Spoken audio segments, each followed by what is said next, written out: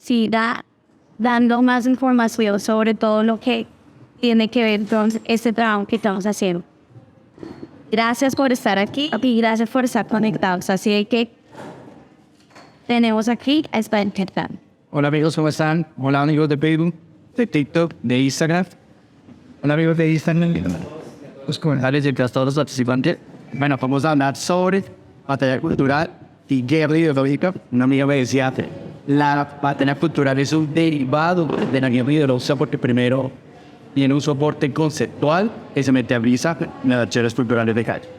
Entonces, en ese orden de ideas, hace unos 15, 20 días que hicimos el primer encuentro libertario, hablamos sobre las descripciones de que era una medida de izquierda o que era una solución de izquierda a las problemáticas y necesidades de la sociedad. Hoy básicamente vamos a retomar este punto y vamos a colocar cuál sería la alternativa de la libertad y qué es la materialización de esas ideas y en la historia de la misma. Entonces básicamente como una introducción, hace 20 días empezamos a describir que la izquierda y con cualquier tipo de sociedad, la sociedad se enfrenta a necesidades. Las necesidades no importa la capa social, no importa el sexo, no importa la geografía, no importa la nación. Las necesidades son transversales a la condición humana. Y desde ese punto de vista, la izquierda lo soluciona a través de la colectividad o de la colectivización del rubro particular. La derecha lo que va a decir, o la libertad lo que va a decir, es que la solución es el mercado o el individuo, materializado en un concepto que se llama derecho real vermelho o propiedad privada. Y el intercambio libre de los mismos derechos de propiedad a través del concepto voluntario, que es básicamente lo que se dice mercado. Satanizado porque supuestamente no tiene moralidad. Concepto errado. Hola amigos, ¿cómo están de TikTok? Amigos de Madrid, aquí estamos viendo batalla cultural, conceptos ideológicos, mostrando que no solamente para permitir a la izquierda se necesita obviamente acciones culturales, acciones políticas, acciones institucionales, pero también tienen un piso y concepto ideológico que soporte las ideas, soporte las políticas públicas que se han usado. Porque siempre nos dicen, no tenemos propuestas, no tenemos ideas, pero sí tenemos toda una visión. Pero la izquierda tiene su cosmovisión. Nosotros también tenemos la historia. Entonces, en este sentido, vamos a exponer. Vamos a aprender lo que es la verdadera derecha y libertad. Listo. Ahí vamos a seguir con la batalla cultural. Gracias. Entonces, les estaba comentando. La izquierda como tal tiene la solución a las necesidades, la colectivización. Lo que va a hacer es satanizar el mercado en que otra idea. Va a decir, el mercado es igualar. Hay una frase, y cuando ustedes aprecian más que el capital, del manifiesto comunista de 48, 1948, ustedes logran ver que Marx reconoce el poder del capitalismo. Él lo que dice es que el capitalismo es acto inmoral, que no tiene una moral, pero sí reconoce que es un acto de productividad. ¿Por qué? La propuesta que da era para sociedades capitalistas, no eran sociedades agrícolas, como que paradójicamente se dio la Rusia bolchevique, fue una sociedad campesina, la China de Mao, otra sociedad campesina, y donde supuestamente iba a surgir el comunismo era o en la Inglaterra capitalista, o en la Holanda capitalista, industrializada, o en la Alemania del imperio, el primer imperio alemán de Bismarck, del imperio bismarckiano, industrializado. Paradójicamente en esos 4 lugares nunca se desarrolló la profecía de Marx. Y paradójicamente en los lugares más atrasados fue Macamizó. Pero básicamente él siempre reconocía la productividad. Y recordemos así básicamente el concepto de hace 20 días, lo que ellos proponen es la abundancia a través de la colectivización, cosa imposible. Pero sí buscaba la abundancia y ellos veían en la propiedad privada el gran rival. O sea, la escasez que todos nos vamos a enfrentar en la vida, la escasez de productos, ahora que es en el caso particular de aquí de Colombia, la escasez de la salud, pues lo colocan como un rubro homogéneo, algo que la salud no es un rubro homogéneo, es un rubro heterogéneo, no hay salud como no hay educación, existe diferentes rubros tienen el mismo concepto de salud y por consiguiente, a cosas de odontología, cosas de cardiología, cosas etcétera, etcétera, etcétera, y cada uno tiene unos elementos de escasez. La solución a los marxistas es cómo solucionar la escasez. Y la solución marxista es la colectivización. La solución de la libertad es el derecho real de origen.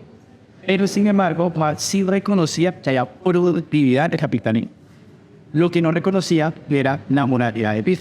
Decía, el capitalismo es inmoral. Entonces ya es otra pregunta. Porque la pregunta de la moral es diferente a la pregunta del derecho, que es el concepto de lo justo y de lo injusto. La moral es la pregunta de lo bueno y lo malo. Que en ese concepto ahorita analizando que es el poder, se puede diferenciar. Entonces, ¿cuál es el trabajo de nosotros? Mostrar que el derecho real de dominio es moral también. O sea, es un acto moral, no solamente justo, sino también moral. Por eso ahorita parafraseo a Javier cuando dice, pues ustedes no tienen negatividad ni tienen moral. Y bueno, me dice una paradoja muy conocida por todos, pero en ese orden de ideas lo que está diciendo es capitalismo no solo es lo más eficiente en términos de productividad, sino también sino más justo, porque no le está quitando y está robando a través de impuestos a otra parte de la población para subsidiar otra parte. El esquema está vista de Murray Butcher. Quitar una parte de la población y dejarlo reasignar recursos a otra capa de la población. Pero obviamente para eso necesita un acto coactivo de uso de poder para reasignar el dinero. En ese orden de ideas, el capitalista la visión capitalista que hace esto es un acto inmoral, porque esto fue una propiedad que la gente no llevó al cero. Que la propiedad y la fuente de la propiedad no es básicamente, y es un pensamiento marxista materializado en la actualidad, que se piensa que al colectivizar se genera abundancia. Entonces, ejemplo, va a decir, vamos a centralizar la sangre. Entonces piensan que porque el Estado va a tomar el rubro de la salud, ya entonces van a haber infinitas camas, áreas, infinitos cómputos y medios de cómputo, infinitos hospitales. O sea, se piensa que a través de centralizar un rubro hay una explosión de recursos, cosa que sí, voy a estar que no sea aquí. Nosotros estamos siendo conscientes de las dificultades regionales. En ese orden de ideas, la izquierda ha dicho, oiga, en todas las regiones de Colombia hay una escasez de camas hospitalarias, de unidades de atención primaria, de hospitales de primera atención, etcétera, etcétera, etcétera. Pero bueno, la pregunta es, ¿y dónde sale el piso de recursos? ¿Cómo aparecen esos recursos? ¿Cómo aparecen esas camas? ¿Cómo se produce? Esa es la pregunta central de la economía. ¿Qué se produce? ¿Cómo producir? ¿Cómo distribuir? En ese orden de ideas, la escasez. El problema de la economía central es cómo solucionar esta escasez. El método colectivista o el método privado. El método privado es el más eficiente, pero también es el más moral, que es lo que tenemos que contrarrestar. Entonces ya, en ese orden de ideas introductorio, vamos a colocar, digamos, la cosmovisión del sistema que hemos dicho que eran tres parámetros. Una cosmovisión del hombre, una cosmovisión del Estado y una cosmovisión jurídica de la ley. Entonces, desde ese punto de vista, esas tres aristas, sí escribí bien la semana pasada, no escribía, hace 15 días no escribía bien, el hombre, el Estado y las leyes. Que en este caso es una cosmovisión de abundancia pero quitando la propiedad privada. Propiedad privada la quita a la izquierda pero busca la abundancia. El Estado es el que lo regula y lo centraliza todo. Y las leyes es literalmente, no voy a utilizar esa palabra, pero son la palabra, digamos, de Dios, o digamos, se vuelve ley, no importa si es justa o injusta. Este es realmente el proyecto libertario. ¿De dónde viene la fuente de la ley? O sea, ¿qué es una ley justa o una ley injusta? O en otras palabras, ¿qué es el crimen? ¿Qué es un crimen? ¿Y quién define como tal? Si el crimen lo define unos políticos, o sea, el Estado, no importa si es un Estado de cualquier matiz, o lo definen algunos principios. Esa es la dicotomía. Obviamente ellos van a exponer que las leyes van a hacer uso del poder. Y ahorita vamos a explicar o esbozar que es básicamente ese proyecto libertario es qué es el poder. Esa es también la pregunta de cómo está la carrera de ciencia política. ciencia política y relaciones internacionales, es qué es el poder y cómo se estudia el mismo a nivel tanto cuantitativo como cualificativo. Y ahí es donde están las grandes vertientes, la vertiente empírico-analítica y la vertiente hermenéutica. La empírico-analítica es cuantificable, teoría de juegos, institucionalismo, no institucionalismo, etcétera, etcétera, etcétera. La hermenéutica es el sentido que yo le doy al poder. Y en ese orden día está el marxismo, el feminismo y otras escuelas, teoría de caos, etcétera, etcétera. En ese orden de ideas, la hermenéutica es lo que usted le da sentido. Y ese es básicamente el pensum de la Universidad Nacional, se centra en la hermenéutica. Cambio el pensum, por ejemplo, de otras universidades, se centran en el enfoque empírico-analítico, en la cuantificación del poder. O obviamente la descripción del mismo, que es otro tema, obviamente en términos conceptuales y académicos. Eso es básicamente el orden de la ciencia política y de las relaciones internacionales, aunque las relaciones internacionales es como, digamos, como decía un profesor, es cómo se relaciona el uno con el otro. Siempre sea un pueblo, una nación, en la forma de relaciones, de relacionarse con el otro. Y como no hay una estructura objetiva, o sea, no hay un punto definido, no se llama ciencia, sino se llama disciplina, porque es interdisciplinar. O sea, tiene una arista económica, social, legal y cultural. Entonces no se puede definir. En cambio, la ciencia política como tal se puede definir porque su objeto es qué es el poder, cómo es y qué definirlo. Y cuál es la causa. Cuando uno habla de ciencia, es la causalidad del poder. Entonces, eso es básicamente el resumen. Obviamente hay 5 años y eso es un brochazo de no ser hacer así, pero es básicamente definir el poder. Y ahí están dos posturas, la que justifica el poder y la que critica el poder coercitivo, que es la postura de la libertad.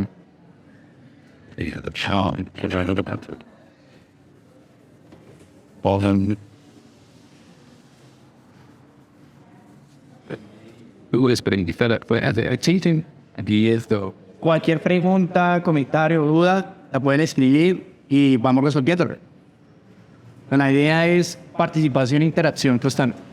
Bueno, entonces habíamos dicho que es verdad ya Colombia la gobierna la derecha o la gobierna la derecha. Estrictamente en muy pocos periodos.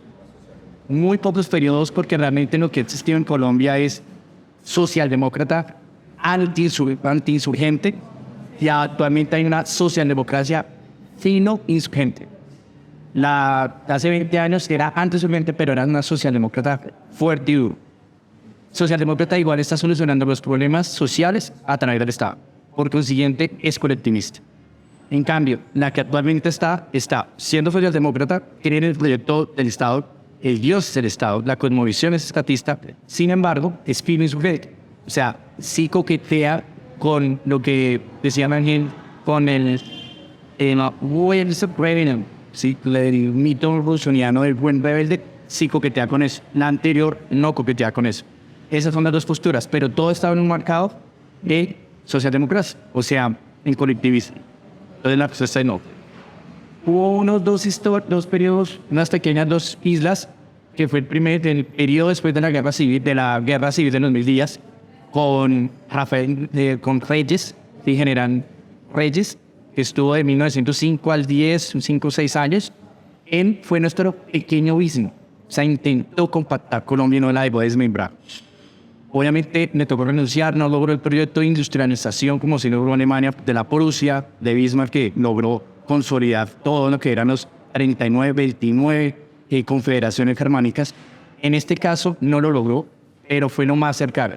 La otra isla fue el periodo de Laureano Gómez, ¿sí? Cuando uno mira el contraste entre Laureano Gómez y lo que esbozaba, hay un libro muy interesante que se llama El Cuadrilátero. El cuadrilátero esboza pensamiento fascista de Benito Mussolini, el pensamiento nazista de Adolf Hitler y la visión, digamos, de Harvey, que él se toma y paradójicamente Laureano, que nos marca ahorita a la izquierda como un asesino y un gran intolerante, paradójicamente sus propuestas estaban enmarcados, no lo diríamos actualmente en batalla cultural, pero sí en conceptos pacifistas. Cuando usted lee los libros de Laureano, que propone ideas no de hecho, sino alternativas, simbólicas. Entonces, en ese orden de ideas, era más cercano al concepto del individuo y no el colectivo. Entonces, sería el periodo de Laureano, que duró muy poco, no alcanzó nada. Después llegó pues, la junta militar que no tuvo y después llega Rojas Pinilla. Esos serían estrictamente los momentos, y obviamente en el siglo XIX la visión del Partido Liberal totalmente contraria a la visión actual del Partido Liberal. La visión actual del Partido Liberal cambia. Pumarejo en el 36. Pumarejo le da la visión que a través de su revolución en marcha le da su visión socialdemócrata. Lo vuelvo Partido Socialdemócrata. Pero antes de esa visión y la gobernación, o sea, el siglo en 1800, 1800, en su mayoría gobernado por el ala liberal, era un liberal, no como se ve socialdemócrata, sino en ese caso sí era más cercano a lo que entre comillas se llama libertarismo. Por ejemplo, está a favor de autonomías regionales, a favor de porte legal de armas, a favor de bancos descentralizados, etcétera, etcétera. Obviamente había estatismo, pero no tanto. Entonces era lo más cercano a visiones de derecha. ¿Otra pregunta? Listo. Entonces, bueno, retomando. La izquierda tenía una visión que para solucionar los problemas se necesita colectivo.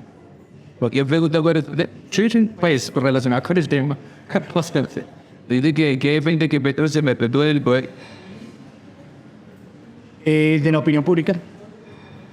De la opinión pública. La opinión pública soporta el poder. Pero I know everything what Hay una cosa. anyway do.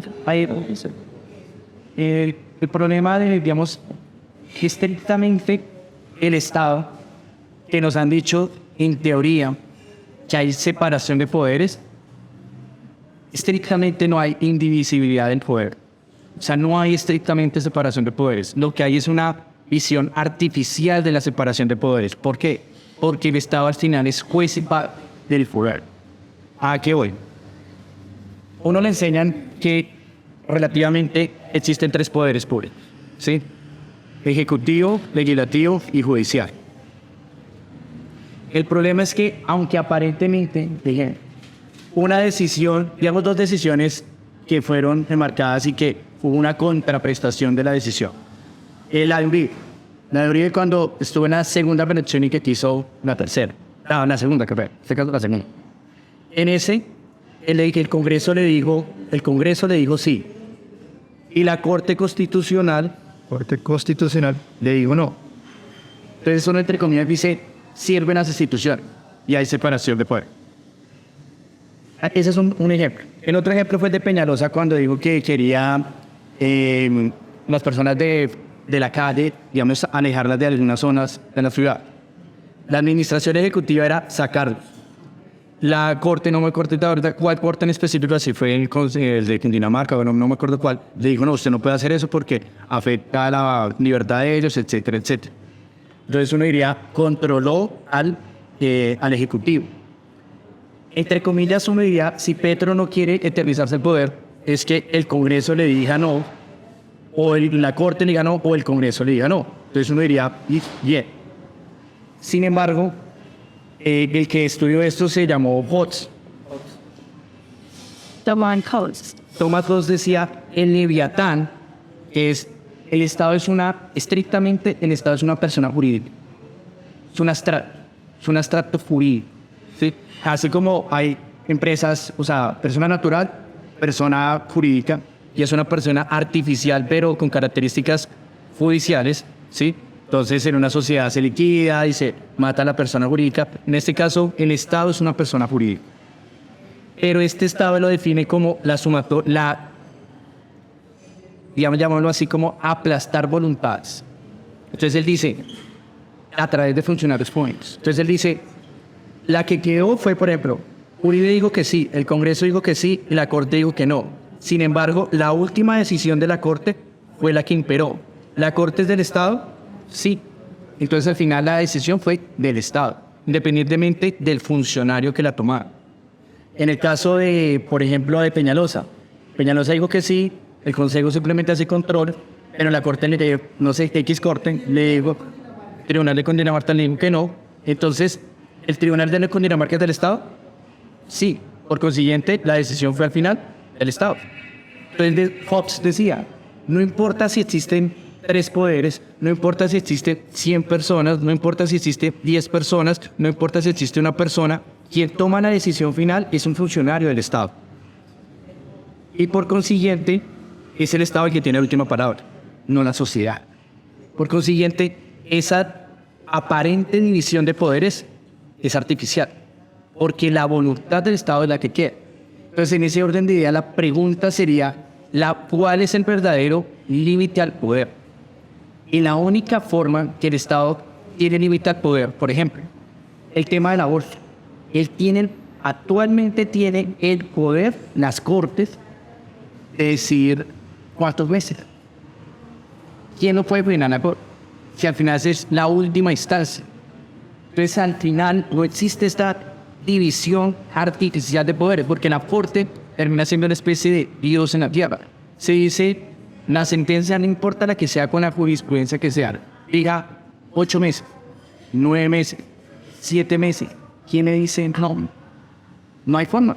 El Congreso le puede hacer referendos, etcétera, etcétera. Al final, el Estado es el que está tomando las últimas decisiones en el rubro del nacimiento, en el rubro de la educación, en el rubro de la salud, en todos los rubros. La forma única que podría tener límite de poder es que el Estado no pudiera hablar sobre este tema. Que diría, yo no puedo meter en el tema de la vida. O sea, no puedo decidir lo del aborto. Si yo no puedo decidir sobre el aborto, ahí sí sería un límite al poder. Porque no puede entrar ahí. Pero si entra, ¿qué es lo que está pasando? Por ejemplo, la educación de los niños. ¿Quién determina si se meten con este pensum, con este currículum, con esta formación X, Y, Z, con el enfoque de género? O sea, ¿quién determina eso? El Estado. Si el límite real es que el Estado no pueda meterse en ese rubro. Y la pregunta exactamente sería, ¿en qué rubro se debería meter el Estado? ¿En qué rubros se debería meter el Estado? Y esa respuesta es la respuesta libertaria. Entonces, el Estado sí tiene que existir. El Estado sí tiene que existir, pero tiene que existir con unas competencias claras. El concepto de seguridad, de justicia, de poder agregativo, que es el uso de los recursos. ¿Pero en qué áreas? Infraestructura crítica, que es un enfoque militar, en el área de investigación y desarrollo, que es lo único que hace que una potencia sea seria, la investigación, y en el área de generar acervo de capital, o sea, lo que se llaman aspiradoras económicas. Por ejemplo, lo que fue en su momento Detroit, que fue una aspiradora que ganó el desarrollo industrial de los Estados Unidos en 1800 para arriba, la Ford, etcétera, que después murió, que ahorita ya son los redneck que ya están en la nostalgia del pasado, y que la sustituyó el Silicon Valley, que fue otra aspiradora. Ese concepto de aspiradoras, lo que actualmente en Medellín sería una aspiradora. Y la gente dice, allá hay productividad alta, pues vamos allá. Lo que eran las fiebres del oro. En las fiebres del oro de Alaska, de California, Hanaken. Eso se llama generar acervo de capital. Ese acervo de capital sí lo puede hacer el Estado. Entonces, en ese orden de ideas, esas 5 competencias del Estado son las que volverían un Estado eficiente, serio, competitivo y, por consiguiente, potencia regional, que es lo que debería ser un Estado. El problema es que actualmente las competencias son más de 36 y empiezan a invadir áreas privadas. La educación de los hijos, el tema de la vida, la corte se vuelve Dios en la tierra. El tema de la comida, ahora empieza cómo pensar, cómo hablar, sino multas.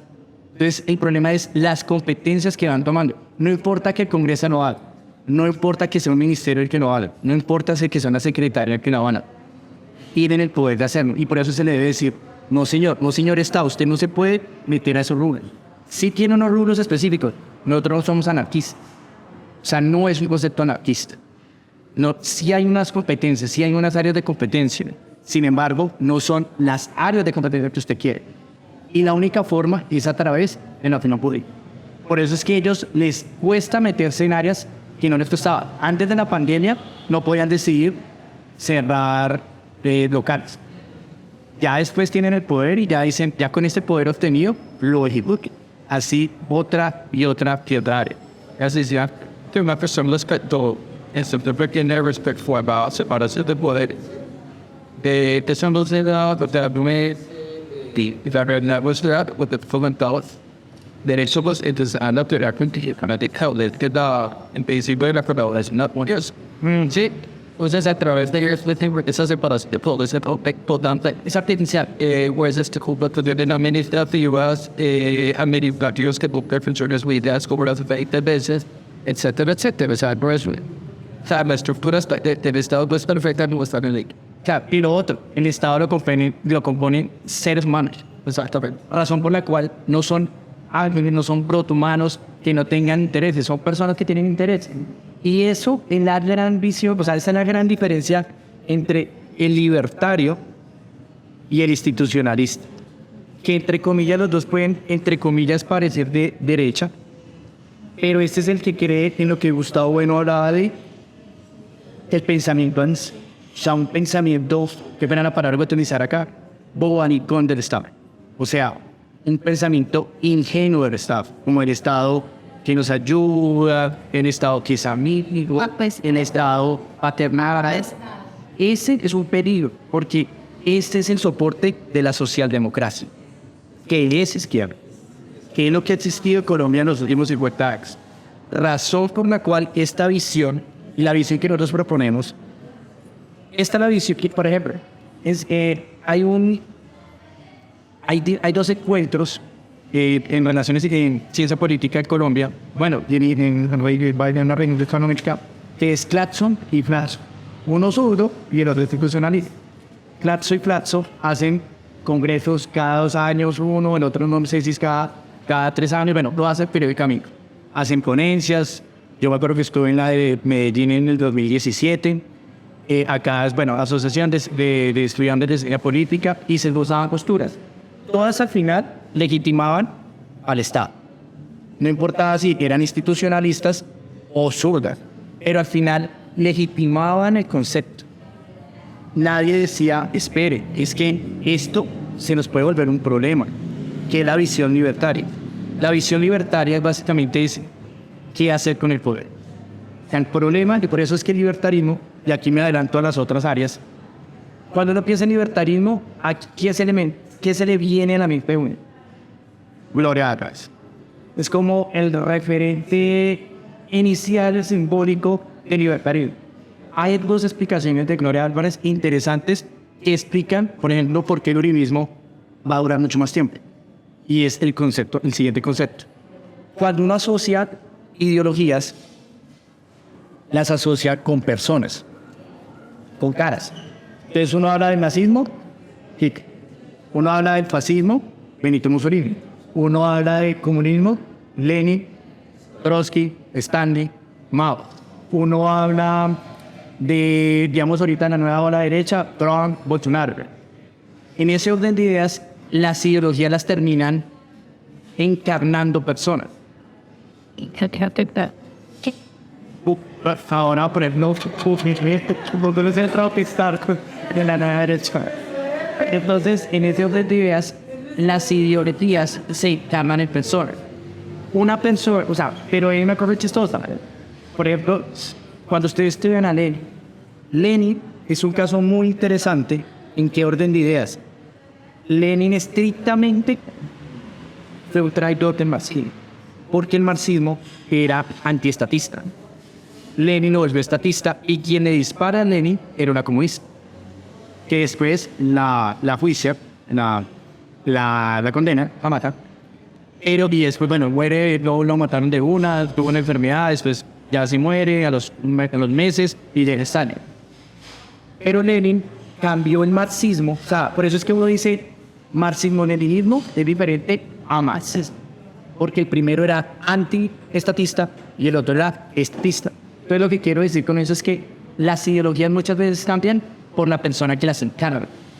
En ese orden de ideas, Gloria Álvarez terminó encarnando, y ahorita miren inafortunadamente, pero al principio Gloria Álvarez termina encarnando el libertarismo. Lamentablemente, ¿por qué? Porque es que, y eso se llama una cosa, hay dos conceptos en ciencia política, contenedor de emociones y significante vacío. Significante vacío son conceptos que depende del momento y del lugar, usted les da una interpretación. Entonces oyen el discurso de Maduro, de Chávez, de los CAP, de cualquiera, fue utilizar las palabras libertad, igualdad, pero las va a enfocar paz, las va a enfocar en su ideología. Entonces, estas palabras son vacías y se le da una interpretación dependiendo de la ideología política. Y los contenedores de emociones son estas personas que encarnan emociones. Entonces, por eso es que, si usted se pregunta, uno de los países más justos de Hispanoamérica es Argentina. Y Argentina vive todavía, después de la muerte de Perón, hace 40 años, adorando a Perón. La pregunta es, ¿por qué? ¿Sí? Después de 40 años, sigue el peronismo poniendo presidentes. La pregunta es, ¿aún siendo el país más culto de Hispanoamérica? Porque en el promedio de lectura argentino, mucho más alto que colombiano. ¿Pero por qué? Porque es que a Perón lo quisieron, lo amaron.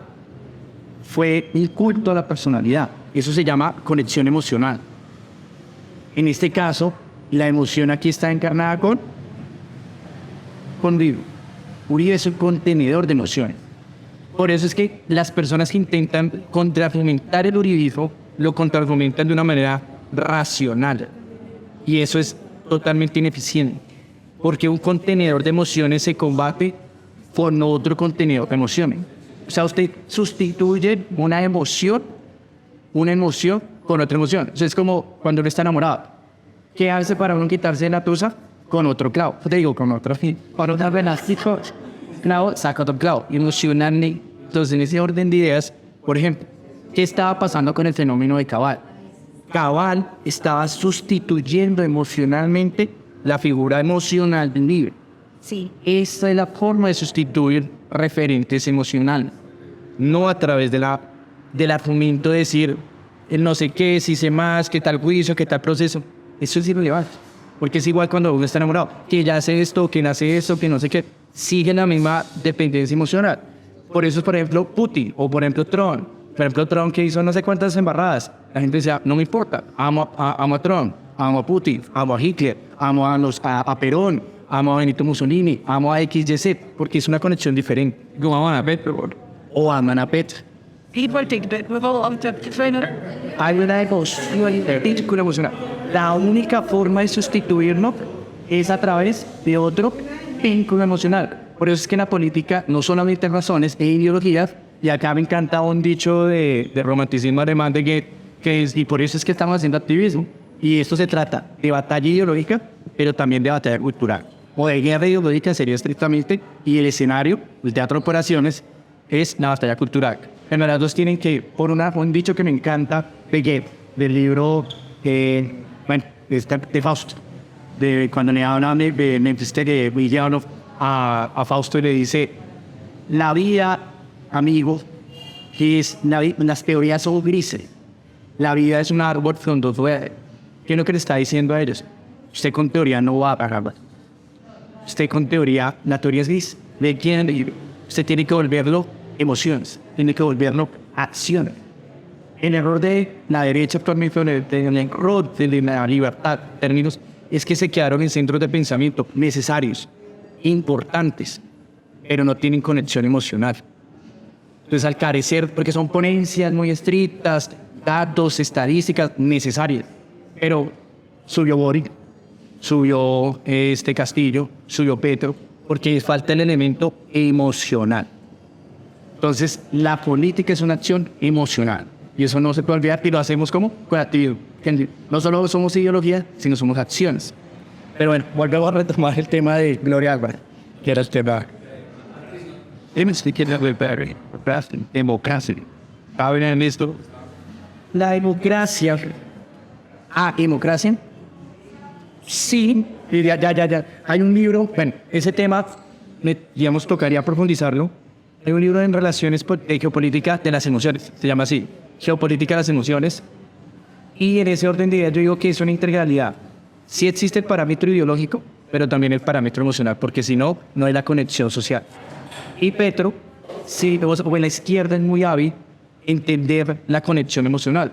Por eso es que Francia Márquez, a pesar de... Porque usted mira, es una persona completamente no preparada. O sea, no hay forma de defender profesionalmente a Francia Márquez. Ni siquiera la izquierda, No, ni siquiera la izquierda puede defenderla. Pero ¿por qué Francia Márquez conectó con tanta gente? Porque es una protestada. Francia Márquez representa símbolos, lo que se llama un tótem político. Un tótem. O sea, es un ícono de masas, es un ícono de emociones y representaba mucho. Y, por ejemplo, me acuerdo un artículo de El Espectador que decía las niñas del Marimón, quienes gusta Francia Márquez. Decía, es que ella representa a la mujer, representa la lucha en la historia, representa la lucha del feminismo. Entonces, esas conexiones emocionales, niñas del Marimón que entraban a los Andes, tienen ese vínculo emocional de por sí. Una de las votaciones más altas cuando entra Francia Márquez y se puede ver en los debates antes de la contienda, cuando entraba la Javeriana, cuando entraba los Externados, cuando entraba los Andes, era aclamada. Y, por ejemplo, un referente muy analítico, muy aplomado, Enrique Gómez, era Ochoa. Por ejemplo, cuando él dijo el aborto es un delito, todo el mundo le lanzó gritos a la izquierda. Entonces, ese es el punto. Pero ese es otro tema, pero es exactamente por qué. Porque hay una conexión emocional, no racional. Entonces, si queremos ser exitosos, tenemos que volver esto bíceps, tripas, emociones. So we have the this up to the big part. Saying so Un tote. Listo.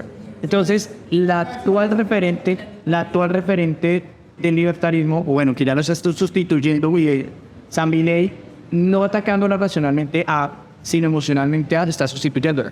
Pero fue Gloria Álvarez. Gloria Álvarez, ¿qué representó? Gloria Álvarez representa supuestamente el libertarismo y la gente que asocia con el libertarismo asocia una condición sexual alternativa, ¿sí? Asocia un consumo de sustancias, asocia una especie de anti-establishment, antipatria, ¿sí? Una especie de vida alocada, digamos, de libertinaje. Y ella tuvo un choque personal con enana conservadora que la defendía al principio mucho. Entonces ella lo que se hizo, y eso es interesante en psicología verlo, que cuando alguien es atacado se atrinchera más. Por eso si nosotros queremos convencer a la izquierda, debemos suavizar el mensaje, porque la actual derecha es una fábrica de sueños. La actual derecha, la agresión que hay en la actual derecha hace que la izquierda se atrinche. Entonces, en esas orden de ideas hay que agregar. Y la única forma es a través, más que en las reconciliaciones, vehemencia conceptual, pero no atacar a la persona. Atacar la idea, no atacar a la persona. En ese orden de ideas, la gente asocia el libertarismo con libertinaje, cosa que es totalmente contraria. ¿Por qué? Porque la pregunta del libertarismo es el poder. Esta es la pregunta de la ciencia política, de relaciones internacionales. Bueno, relaciones internacionales se tendrían a relación del uno con el otro. Y, bueno, no es derecho, de ciencia política. Y el libertarismo. ¿Qué hacer con el poder? No si le gusta consumir esto, si le gusta oír rock, si le gusta comer aquello, si tiene una relación a veces. No, eso es un tema privado. Eso es un tema privado que a nadie le compete ni le importa, y que ella lo volvió público y asociando el libertarismo a eso, lo que hizo fue mancharlo. Porque la gente dice, es que es libertario, entonces es hacer esto, es no tener moral, es hacer aquello, no sé qué. Por ejemplo la legalización de la droga. El consumo. O sea, la respuesta estricta del libertario le va a decir, usted obliga a una persona, usted utiliza el policía para decir, por ejemplo, el tema básico. La respuesta de un libertario ante el problema, por ejemplo, la infidelidad. La infidelidad como, ¿es algo bueno o es algo malo? Depende de la cosmovisión. Mayoritariamente pensaríamos que es algo malo. Alguien va a decir, es algo bueno. En ese orden de ideas, si uno piensa que es algo malo, uno le pregunta, digamos, uno dice que, si uno descubre que X amigo o amiga está siendo infiel, uno qué dice, lo persuade para que deje de ser infiel, o llama a la policía para decirle, señor, este hombre o esta mujer está siendo infiel. O sea, ahí la pregunta es usar la fuerza o usar la persuasión. La pregunta es, ¿en qué escenarios se justifica el uso de la fuerza? En ese orden de ideas, que es cuando utilizar la policía o la fuerza, la coacción, es cuando usar el poder. Un libertario va a decir, bueno, aquí la persona puede hacerlo. ¿Está mal? Bueno, puede ser que esté mal. Yo persuado que la persona no lo haga, lo persuado. ¿Pero justifica el uso de la fuerza contra la persona? Pues no. La otra es, esta persona está atacándome, está robándome, está secuestrándome. ¿Ahí sí justifica el uso de la fuerza? Sí. Sí se justifica el uso de la persona que está atacando la vida, libertad y propiedad de un tercero. Entonces, en ese orden de ideas, la pregunta libertaria no es si la infidelidad es buena, o si el consumo de drogas es bueno, o si el matrimonio LGTBI es bueno o mal. Esa no es la pregunta libertaria, porque el libertario no le va a poder responder eso. El proyecto libertario le va a decir, ¿se justifica el uso del poder para prohibir eso? Ejemplo, ¿se justifica el uso del poder para prohibir el matrimonio o LGTBI? La respuesta del libertario es una decisión privada. Que estemos o no estemos de acuerdo, eso es otro tema. Pero el poder no tiene que meterse ahí. Eso es un tema privado. Así el consumo de la marihuana, así el consumo de X, así la pornografía, así los diplomatas. Pues eso es un tema privado. Pero en ese orden de ideas, espera. Lo que pretende es que el Estado no tiene. Eso, pero eso no significa que sea bueno. O sea, un libertario le puede decir, yo no estoy de acuerdo con eso. Sí, no voy a utilizar la policía para prohibir eso. Pero eso no significa que sea algo malo. Yo le voy a decir a usted, si no lo hago, no soy una policía, no es. Es que luego hay las dos cosas. El poder se traduce en leyes. Como si fuera una tienda de rap. Por eso, o sea, el poder se traduce en leyes. ¿Sí me explico? Entonces, en ese orden de ideas, la pregunta libertaria es, ¿qué es el uso del poder y en qué escenario se justifica? No más, o si es bueno o malo. Hay preguntas, ¿se acuerdan? Esa es una de Pero digamos que dice caso. En ese caso es diferente. Si, por ejemplo, para eso en una emergencia de las nuevas empiezan a usar nuestros recursos, nuestros impuestos para hacer planes, por ejemplo, que clínicas de no sé qué fósforo, que para generar planes e ideas y no sé qué, y están usando todo eso. En ese caso de la organización de las drogas, en ese caso sí no tendríamos, porque está mejor con la organización de las drogas. Bueno, pero es Perfect, fantastic. Pero esa no es la diferencia por el progresión. Pero si se meten las paredes igual, patrocinando esas cuestiones. Y esa es la pequeña diferencia que mucha gente no hay. Y eso no significa que usted quise la interpretación de Gloria Álvarez es pensar que eso es un acto bueno, ¿verdad? Que en libertad es para aceptar más promover. Porque puede decir que me tomo guay, pero me mueve aborto y ¿sabe? O sea, como dice, no, yo estoy en contra del consumo y estoy en contra del aborto. sí. La pregunta, y yo lo veo, es a traer la persuasión, no a traer la coacción. aquí cuando vemos el tema de, miramos la alcaldía anterior de cuando Gustavo Petro era alcalde, el tema de drogas, a los jóvenes. Mientras llegó Peña se daba pan para los jóvenes. Pero y uno de los dos trabajaba en el tema de la prevención. Entonces aquí es donde nosotros tenemos que decir qué es libertad y cómo vamos a entender esa libertad. Terminamos la palabra. Y es que pues nosotros también que en París, pues o sea, lo que está quieto no lo dois, ¿sí? Entonces en ese orden de ideas, si por ejemplo esa persona que consume drogas, por lo menos a mí me molesta muchísimo que yo no voy a ir a fumarte porque estoy en marihuana, ¿sí? No. Entonces en ese orden de ideas, los latinos quieren obligar a aceptar que eso está bien. Ese es el real problema progresismo, que nos quieren obligar a aceptar que eso está bien.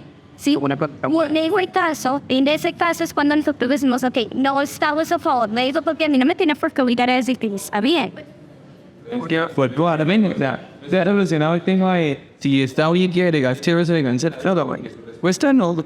Pero lo que pasa es que dicen contra de ideas, si legalizan nada, entonces nos están obligando a nosotros a aceptar que eso esté a las buenas y a las malas.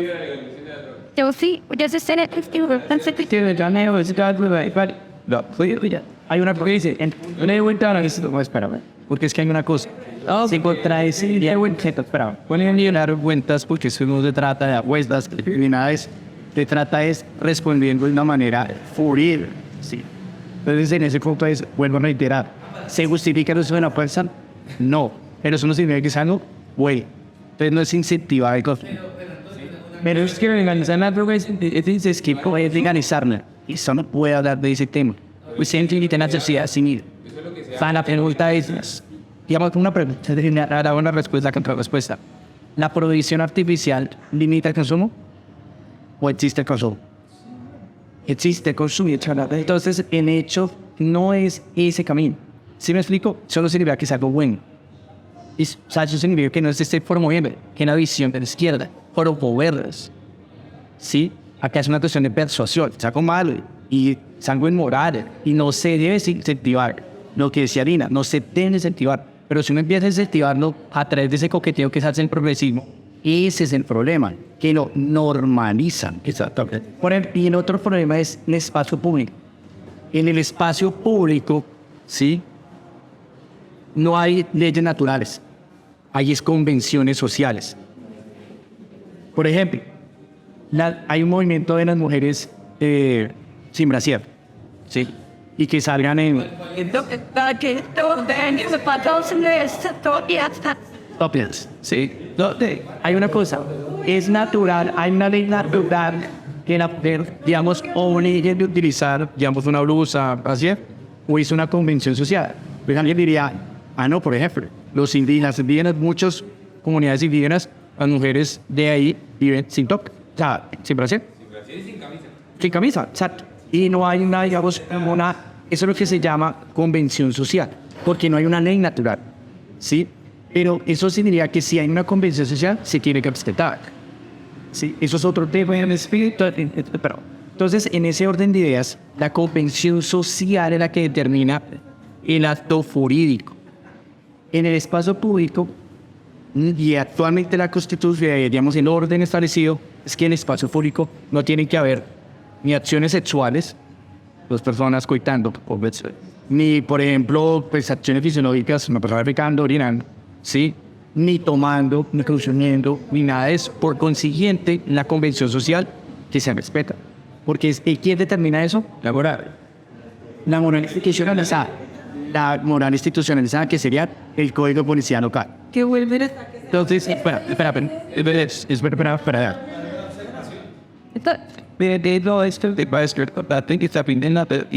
Es que hay datos.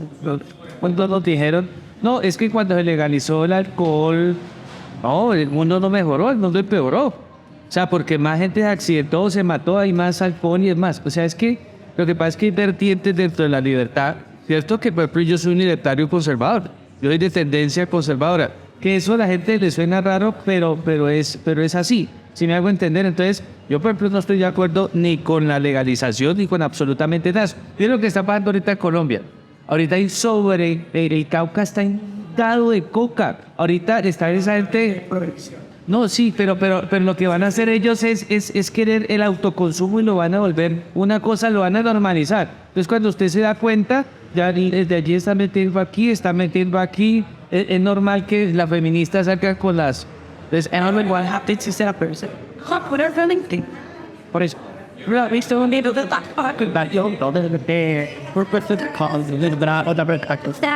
O sea, que eso también seas, si las leyes estuvieran no más progresistas que hay, pues al final de una forma, en esas plantillas, ni siquiera debemos separar el tema de legalizar una droga.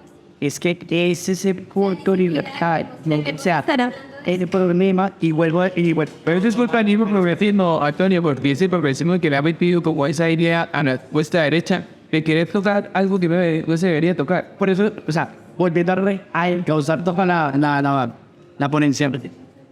La pregunta inicial era, ¿cuál es el límite del poder? ¿Cuál es el límite del poder? Es el límite del poder, así. O sea, ¿qué aspectos debe tocar o no debe tocar el poder?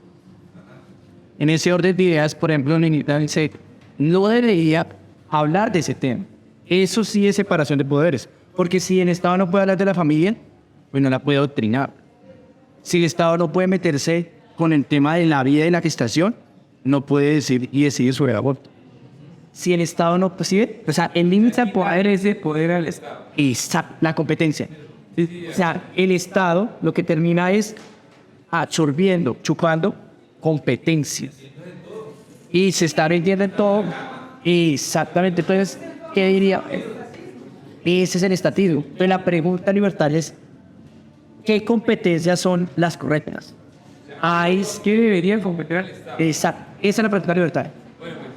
Y digamos, ahí diría, por ejemplo, Will, diría, para mí serían 10 competencias. Para otros serían 5 competencias. Sí. En otras serían 5 competencias. Otros dirían 5 competencias. Otros dirían, por ejemplo, la visión de ANCAP, sí, diría ninguna competencia. O sea, hay diferentes formas, ahí sí es la división entre libertarios, que no hay una forma de ponernos de acuerdo. Personalmente yo diría, sí hay competencia. Pero las competencias son seguridad, justicia y el uso del poder agregativo en 3 poderes. No, uso del poder agregativo. Poder agregativo, que es la recolección de recursos. ¿Y en qué áreas? Infraestructura crítica, acervo de capital, investigación y desarrollo. ¿Qué es lo que hace un país serio? Cualquier potencia a lo largo de la historia invierte en eso. Roma con los caminos. Estados Unidos y bueno, más, la Unión Soviética con Sputnik. DARPANET, los Estados Unidos, Proyecto Manhattan. Los alemanes, Ultra. Los ingleses, Enigma. Ultra, Enigma, los alemanes y Ultra, los ingleses.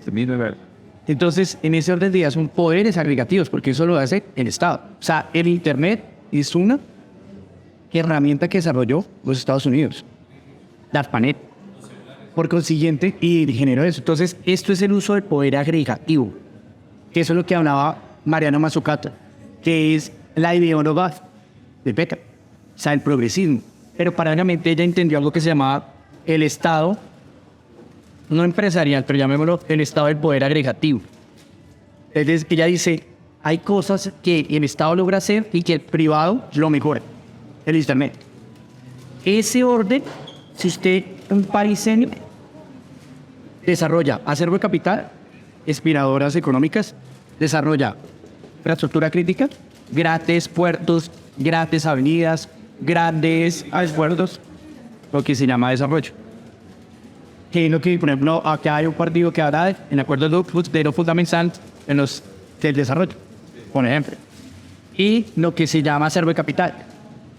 Aquí me gusta el partido de a eso se queda pendiente. El acuerdo son una fundamental, ya, ahí está la petición. Están haciendo eso. What? Pero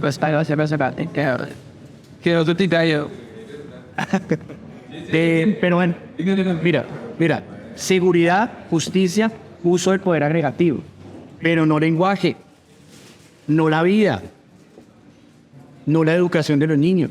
Ahí no se debe ver. Eso sí sería limitar al Estado.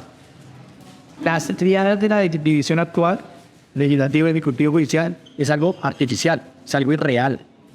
Porque se siguen metiendo, actualmente la que es Dios en la tierra es la Corte Constitucional. Lo que diga la Corte Constitucional termina siendo el veredicto de Dios en la tierra. Eso se llama el culto a la modernidad, que es el culto al Estado. Y esto es lo del problema de la modernidad. Él tiene el poder de decidir sobre lo bueno y lo malo, sobre lo justo y lo injusto. Y no hay quien diga, por ejemplo, hay un principio en derecho de verdad. No, hay un principio en derecho que es que el juez no crea la ley, la interpreta. Actualmente el Estado crea la ley para crear. Y ese es el problema. Quien define la propiedad, ¿quién es? La Constitución. La Constitución define la propiedad. Algo que la Constitución no debe decir. La Constitución tiene que reconocer la propiedad, no definirla. Por ejemplo, el derecho, los famosos vía libertad y propiedad, supuestamente está en la Convención Social de la Constitución, pero es que los tienes que reconocer, no crear. ¿El zurdo qué va a decir? El Estado, en la Constitución es la que me da los derechos. No, los derechos ya existen previo a la Constitución. Existen previo. La Constitución los reconoce, no los crea. Esa es la visión entre, básicamente, el progresismo y el estatismo, y la libertad. Y así podríamos limitar el Estado. La única forma. Pregunta, y ahí, si el Estado no lo define la opinión pública o qué. Lo que se llama, hay un concepto alemán que se llama el Zeitgeist, que se llama el espíritu de la época. Ese Zeitgeist, no sé si lo estoy pronunciando bien, no sé alemán, pero el espíritu del momento, el espíritu de la época, es lo que soporta las políticas públicas. Por ejemplo, como siempre hace 100 años, el Zeitgeist era la opinión. La opinión era una opinión pública que consolidó lo que fue el apartheid, lo que fue la segregación de los Estados Unidos sureña y lo que fue todo el Tercer Reich, y que en origen fue francés, o sea, no fue ni siquiera alemán. Entonces, esa opinión pública, llamada Zeitgeist o espíritu del momento, es la que soporta el poder y los alcances del mismo. Por eso la única forma de revertir el progresismo actual, que tiene un actual Zeitgeist progresista o una opinión pública progresista, es revertir esa opinión. ¿Cómo? Con ejemplos como el de Bukele. Bukele, o personaje de desafío emocional, revierte la opinión pública. Toca replicar esa acción en liderazgos de la libertad que reviertan esa opinión pública y que le digan a la gente, oiga, por ahí no era. Y muchos de los izquierdosos terminan diciendo, oiga, a mí esto no me cuadraba. Por ejemplo, había una chica feminista que ahorita es pro vida, muy especial en la casa y ya es muy de derecha. Y ella, por ejemplo, dice, yo voté por Petro en el 2018. Hay un video que ella me circula mucho. Y ella, ¿cómo lo hizo? Decía, a mí no me cuadra algo del feminismo. Nunca me ha cuadrado.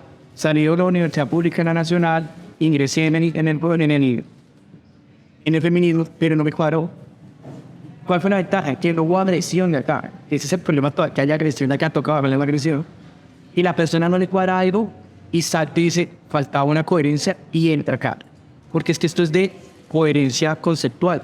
Si alguien dice, oiga, si no se meten en mi cosmovisión privada, no hay rollo. El problema es que el Estado sí se está metiendo. ¿Alguna otra pregunta? Es que sobre el tema de las drogas, por ejemplo, con ese ejemplo, la visión libertaria. Entonces, listo, no me meto, hay un zeitgeist, la gente, a algunos les parece bien, a otros mal. Digamos que uno de estos que les guste consumir, entran a, bueno, lo hace en detrimento suyo y pues, digamos que solicitan servicios de salud. Entonces, ¿cómo sería la visión libertaria en ese aspecto? Estrictamente, la opinión sí es fuerte y radical. La salud, la educación, ¿son necesidades o son derechos? Necesidades y derechos. Aquí está la respuesta de las drogas. Si la respuesta es son derechos, se cae al progresismo. Progresismo siempre va a ganar por este lado. Si usted dice no, son necesidades y por consiguiente hay escasez de recursos y por consiguiente los únicos derechos reales son vida, libertad, propiedad y sus derivados, el progresismo pierde y ganamos nosotros. Pero la única forma es ver la salud, la educación como necesidades, no como derechos. ¿Qué dice la ministra Corcho?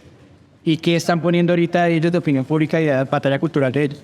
Ponen acá ratico, la salud no es un negocio, es un derecho. Y así lo que está haciendo es sensibilizar a la opinión pública para aceptar la centralización de este rubro. ¿Y qué es la centralización? Que un burócrata determine usted su cita médica y no piense usted como paciente, sino que simplemente le asigne por una afiliación política. Ese es el riesgo. ¿Pero por qué lo vendieron? Porque era derecho. Derecho. Algo que no es un derecho. Pero eso es que el derecho es algo inalienable, o sea, es algo que viene previo de, no se crea por. O sea, la Constitución no te puede crear el derecho. El derecho es algo preexistente. La Constitución reconoce el derecho, no lo crea. En la izquierda, ¿qué dice? Vamos nuestras necesidades, nuestras aberraciones, nuestras fantasías de derechos. Por eso ellos, la estrategia que nos habíamos hecho hace 20 días era lo que se llama la Positivización. Sación. Positivización. Lo positivo es volver sus derechos leyes. Escritan. Entonces, cuando ustedes, por ejemplo, hubo un live con Clara López. Clara López, bueno, se terminó. Y hubo varias personas de izquierda que le decían, tenemos que volver a positivizar el derecho al agua. Tenemos que hacer la ley. Tenemos que hacer la ley porque así controlamos ese recurso. Y ellos entonces empiezan a decir, tenemos que volverlo norma. Y por consiguiente, entre comillas, derecho. Esa es la estrategia de la izquierda. La positivización de las necesidades, fantasías, aberraciones, gustos, de lo que quieran, volverlo leyes. Nosotros, ¿qué vamos a decir? La ley no puede ser cualquier cosa. La ley tiene que tener una coherencia. Y lo único que le da coherencia a la ley es algo externo a la ley. No lo puede definir el Estado. Porque si lo define el Estado, pues está definiendo ¿qué? El poder. Y quien manda, dicen que es bueno y que es malo, que es justo y que es injusto. Entonces puede ser cualquier cosa en la ley. Entonces uno va a decir, no, en la ley no puede ser cualquier cosa. Y si no es cualquier cosa, ¿quién define eso? Algo que se llama derecho natural. Derecho directo, que es la propuesta de Aristóteles, Santo Tomás, la Escuela de Salamanca, la Escolástica Española en general. Aquí, por ejemplo, está mandando vigente, vivo, derecho bíblico, o sea, normas exógenas o externas al Estado. Tiene lo único que le pide dar límites al poder. Si no, en la ley es cualquier cosa. Y los hurtos siempre van a ganar. Entonces, la única forma de ganarle al subdac, es decir, la ley no es lo que sea, lo que usted piense, y eso que usted me dice que son supuestamente derechos, no lo son, no son derechos, ni jamás lo serán. Porque los únicos derechos son vida, libertad y propiedad, y sus derivados. Cualquiera, libertad de prensa, libertad de asociación, libertad de trabajo, eso son la libertad.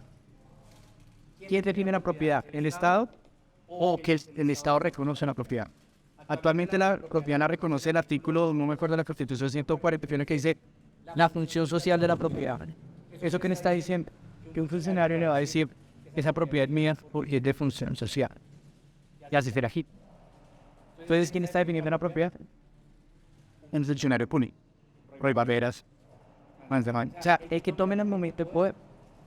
Entonces, si me dicen, pues el Estado reconoce, es notario, más no es creador de la ley, ganamos. Si no, ¿qué ha perdido? Es que planteamos pues al tema de las drogas. O sea, si usted quiere ser líder y quiere consumir drogas, ¿por qué volver entonces a él? Es como no hay una droga, pero subo y la otra te puede más. Pero pues, es quiere volver a decir, nada de eso, ¿no? Porque pues estoy terminando de pagar. The whole semi cover, same time, it was in my ears, that's what it is. Que hay una cosa, acusando de edad y otra cosa es por equity. Es totalmente distinto de la parte de la edad, porque estaba aterrizado fake. Sí, era otro nivel. Es legal porque es la aterrizado en pero no consulta derecho a los derechos. Ya que with the red, I come to the field, everywhere in the race, that in theater. Rapos hat tenga, yo por favor clicky. Y eso toca siempre. Y se tra puesto porque ni le está ariet. Ese argumento y esto está ariet. Dice que puede romper el argumento pro. Está. Porque si, ¿qué dice la periodista? Ahora, dice, ¿cuál es el argumento fundamental de la feminista? La Corte Interamericana de Derechos. Y le van a decir, ay, la Constitución y lo que se acercó a constitucional te obliga a reconocer a la Corte Interamericana de Derechos Humanos. Entonces ya con eso ganamos el debate. No, porque la Corte Interamericana de Derechos Humanos no son dioses en la tierra, no son ángeles, personas que fallan y están fallando con estatismo y con progresismo institucionalizado. Por consiguiente, sus normas especialmente estrictas no son legítimas y morales. Y en otras palabras, en la Constitución nosotros decimos que es criminal. No porque la Corte Constitucional es legal. Si está atentando contra la vida de la persona, es un acto criminal. Así es, si está atentando contra la propiedad privada, es un acto criminal. Que no es la Corte criminal. Pero es el Congreso un acto criminal. Si lo hizo el Ministerio tal, un acto criminal. Si está afectando que la vida de propiedad de empresa. Si está cogiendo al que está robando, pues un acto legítimo. Pero si está quitándote tu propiedad, que lo hizo el funcionario de un acto criminal. Y eso es terrible. Pero ¿qué pasa ahorita? No, porque es que lo hizo tal cosa, lo hizo la corte y ellos se la llevan. Perdimos porque si ellos son Dios en la tierra, ¿verdad? Y ellos se creen lo peor, se creen Dios en la tierra. O sea, los 9 magistrados de la Corte Constitucional en flota. No puede porque el tribunal decía, porque creen que tiene derecho. Señor juez, usted no crea el derecho, usted tiene el derecho. No crea el derecho. Pero eso no es ¿Cómo? No, pero eso cómo se hace con opinión pública. La opinión pública ya está bien importante. Hasta relativa. Pero en tal. Y bueno, por el haberlo patreito. Pues, no, yo tengo la propiedad. Pero hay un derecho periodo, por ejemplo, cuando haces un proceso de intimidación, obviamente, Pues cuando la vespertida, y el derecho ya has estado cuando el Estado pueda construir una cantidad de días mejores. entonces quiero Está pasando que el interés general está molestando en particular. Y si 10 vecinos dicen, yo voy a mi casa, y uno dice que no, hay que pasa. Esa pregunta, Fabi, en interés general, que es para otra charla, que es muy larga de responder. Y ya será en hablar de brazos. Y no se puede, digamos rápidamente, pero ese problema es quién define eso. O sea, ¿quién es el que al final toma la decisión última de que es sin interés? No, que es santificado, pero una cosa. Usted le pregunta al vecino, hace la encuesta. O sea, no hay la forma, no hay método. Eso que se llama el interés nacional, eso es otro tema, por ejemplo. Eso se responde con geopolítica y se responde con otra forma. Por eso digo que esta respuesta no te la puedo dar acá, porque es media hora. Sí, pero básicamente, el problema es que si lo define el Estado, si lo define un funcionario público o lo define la sociedad. Entonces, aquí la pregunta libertaria es, ¿lo define el Estado o lo define la sociedad civil? No porque, vuelvo a decir, no hay el mecanismo, no existe un mecanismo alrededor de eso. Entonces, la respuesta de nosotros es, y el proyecto para darle conclusión que ya está encalambrado, es que el proyecto libertario, el proyecto de la libertad, es potencializar la sociedad civil. No acabar el Estado, no significa acabar. Significa decir, es que la sociedad civil en la que comando, o en la que inferas, la que se potencializa, a través de que del intercambio voluntario de derechos de propiedad. Si el Estado actualmente es el que está ganando y es el que está imperando, decidiendo, definiendo. Entonces la respuesta es sociedad civil, que ese es el camino libertario. Por eso es que en el libro de Miney, Camino Libertario, al final es que concluye todos los escenarios que usted tenga, el institucional, el político, el cultural, el mantra es visibilizar la sociedad civil y decir y quitar lo que aquí en Colombia criollamente se dice la cultura del doctor. La cultura y el pipicha al doctor honorable congresista, el honorable concejal y darle un fetiche al poder. Un libertario o alguien por ejemplo va a decir, ustedes no son afines a la tierra, ustedes son civiles igual que nosotros y están comprometidos con nosotros. Ustedes no son los bebés, ustedes son solo funcionarios, o sea, este político son empleados de nuestra por eso es que nosotros la clave, no importa si no sea candidato a consejo, candidato a Cámara de Representantes, funcionario como tal, lo importante es decir, aquí no hay doctores, aquí no hay el honorable tal, son personas de carne y hueso que roban, que trafican, que hacen actos de corrupción, que también hacen actos correctos, que pues personas, por decir ejemplo. Ese es el proyecto. Entonces, ¿cuál es la solución de nosotros? Dios sabe. Y proyectar que la solución a los problemas somos nosotros, la sociedad civil. ¿A través de qué? Porque aquí estamos solucionando al final necesidades. que es al principio, el inicio de la charla es cómo solucionar la necesidad. O con centralización de los rubros económicos que llaman la colectivización, o con la sociedad civil. La respuesta de nosotros es sociedad civil. La respuesta del surdaje es con el poder centralizado, con el colectivo o con el Estado. Eso es para que... No,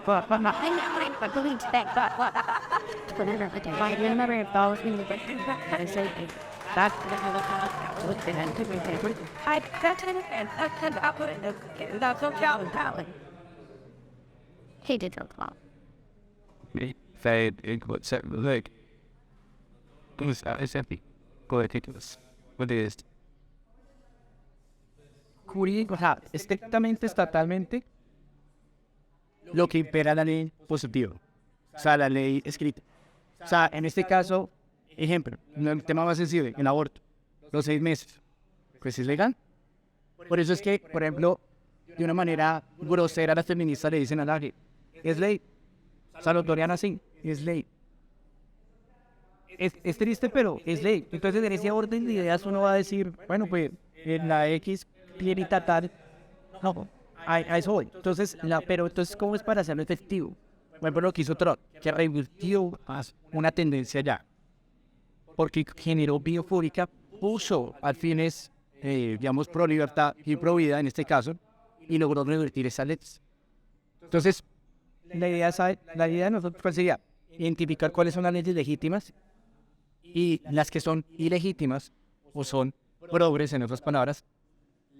Nuestro trabajo es deslegitimarlas y quitarlas. Por eso es que al final, por ejemplo, Abascal dice, es que la derecha, si llega al poder, es para quitar las instituciones de la izquierda. Y por eso es que nosotros al final decimos, hay que pulverizar, de políticas públicas hablan, hay que pulverizar el progresismo. Toda institución progres es una institución criminal. Por ejemplo, aquí, al principio está el doctor Alzate, y a mostrar cómo el progresismo es un acto criminal. Por consiguiente, si usted está institucionalizando el crimen, institucional que hay que quitar, hay que eliminar, y mantener las instituciones que legitiman al individuo. O sea, no es quitar las instituciones, sino es la institución progre, como dice Abascal, se quita, y la institución que defiende la libertad, la vida y la propiedad, se mantiene. Ese es el trabajo de nosotros. Quitar las políticas públicas pro. Nos pregunta ahora para resumir. Entonces sería libertario si no se resuelven las necesidades con poniendo los derechos. Entonces, ¿cuál es la idea de la solución de las necesidades? Es la necesidad siempre va a existir, pero no va a costar. Pero se supone que un buen estado de señal. Pero hay una cosa, la única forma es la sociedad civil. O sea, ¿cómo se solucionó el hambre? Llaman la falta de productividad. Capitalismo. Como cada quien viene a ver que no es tanto cada quien, porque por ejemplo, existen sociedades e instituciones intermedias, filantrópicas. Dice por ahora, por ejemplo, hay un libro muy bueno en los Estados Unidos que dicen el país de la filantropía. O sea, el hecho de que hayan no instituciones estatales no significa que la gente no pueda donar, colaborar, tener crowdfunding, tener fundaciones. Esas se llaman instituciones intermedias. Estas instituciones intermedias son la solución a eso, porque uno es sensible. No, hay niños que mueren de hambre. Hay ancianos que no tienen que comer. La solución que es, lo que dice Petro, los niños de la Guajira lleven estado. O decimos, no, espere, hagamos una vaca, hagamos una recolección, esta fundación, esta iglesia, pueden solucionar ese problema. Uno puede donar. Es que no es quitar sensibilidad social. De por sí nosotros somos los más sensibles, porque vamos a solucionar el problema real. Porque miramos cómo hacen entre nosotros. El estatista y el progre le va a decir es a través del Estado. ¿Y qué pasa con eso? Ministerio de la Igualdad. Lo crean. Y al final, más burocracia y al final no soluciona el problema. Y todos se mantienen en desigualdad. Y la solución. Entonces la solución se llaman las instituciones intermedias. ¿Listo, amigo? Ya lo sé, años de verdad, and you can I do have one other well, do that you can. Okay.